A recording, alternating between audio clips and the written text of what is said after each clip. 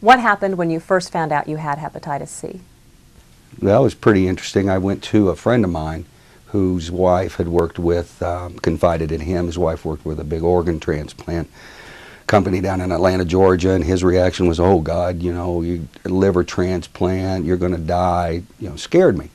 And I was thankful. I went over to, obviously, a gastroenterologist in Atlanta, and he assured me and made me feel comfortable that there are drugs out there, there are things that set us up on a protocol, and you know, they caught it early, and I think that he made me feel like everything was going to be okay.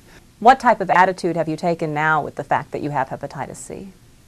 Well, I'm pretty laid back. I'm comfortable with they did catch it very early. I have very little liver damage, if any.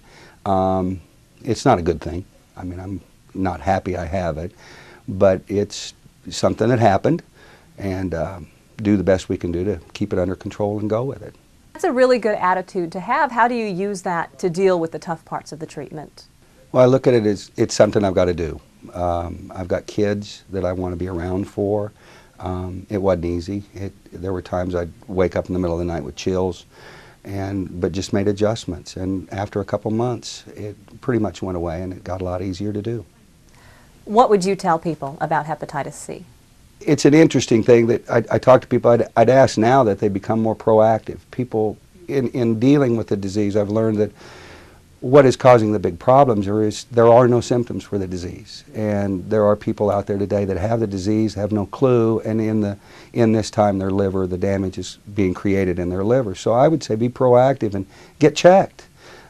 Catch it early to where you can deal with it and fight the disease, and in essence maybe even cure it or stop its progression.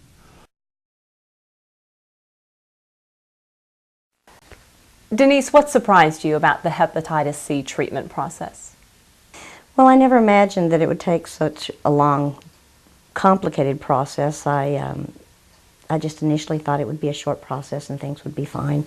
We had discussed remission at one point in time and cure, but I really didn't think that was a possibility. Tell me about shot time. Well, that's kind of what we called the process. Getting the injection ready, giving the shot, and the side effects that followed the shot. Initially, they didn't have the pegylated interferon, which is, I understand, once a week, so I had to do 3 times a week, which wasn't exactly what I'd call a good time. I would have my injection. I started initially at 6 o'clock in the morning. I'd take my injection, get ready for work, and go to work. When I got to work, usually 9 o'clock, I'd start feeling a little feverish, a little achy, and pretty irritable. It got a little tough. You know, I was a little hard to get along with at times. My students were real good about identifying that I was not having a good day. In fact, they would even warn each other, "Today's shot day. Be nice, be nice." So it was a good thing that they could see that and identify it. That type of support must have really helped you through the process. Yeah, people were real supportive. My parents, they were great. They were there to listen when I had a problem. They supported me 100%. It was hard trying to explain to people what was wrong, that I was ill.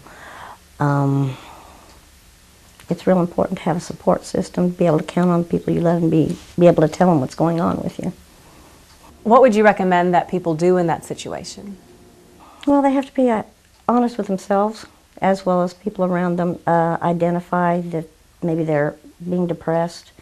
I personally withdrew from people and I kind of denied that I was having depression. It's real important to talk to your doctor and your support staff and even seek counseling if you need to.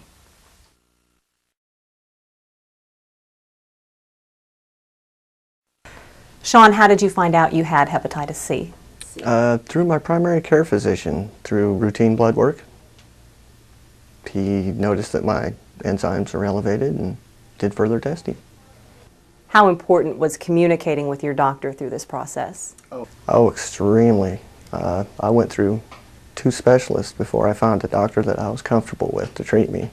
How important was having that comfort zone in getting successful treatment? Very important. You have to trust who you're working with in order, I think, to gain achievement, I guess. What was the hardest part of the hepatitis C treatment for you? The side effects were the hardest for me. They were, I had a difficult time with anger. I was very quick triggered, easy to anger, so. How did your family and friends handle those side effects? Very well, very, very well.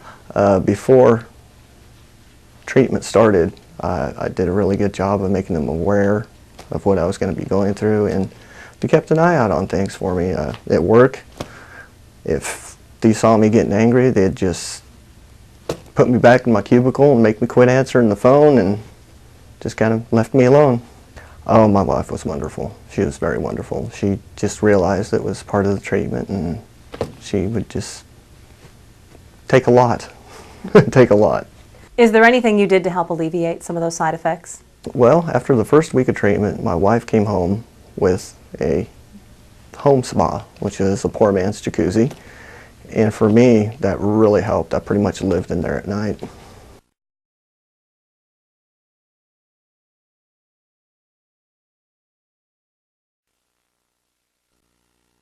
Wendy, can you tell me what the toughest part of having hepatitis C was for you?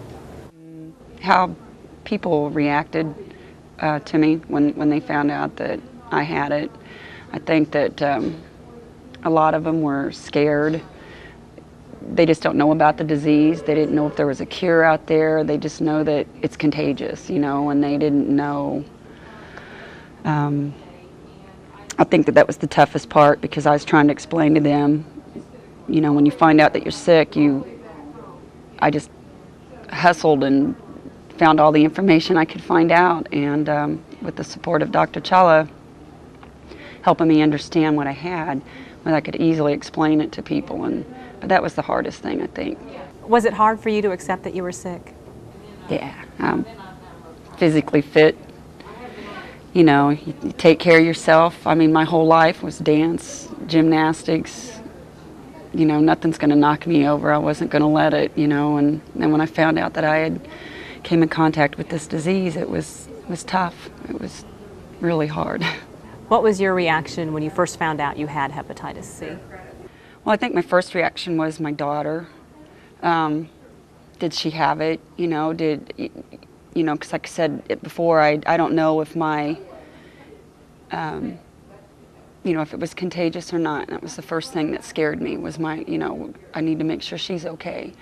Or the gentleman I was dating in my life. And I mean, it's probably the hardest thing you ever have to accept.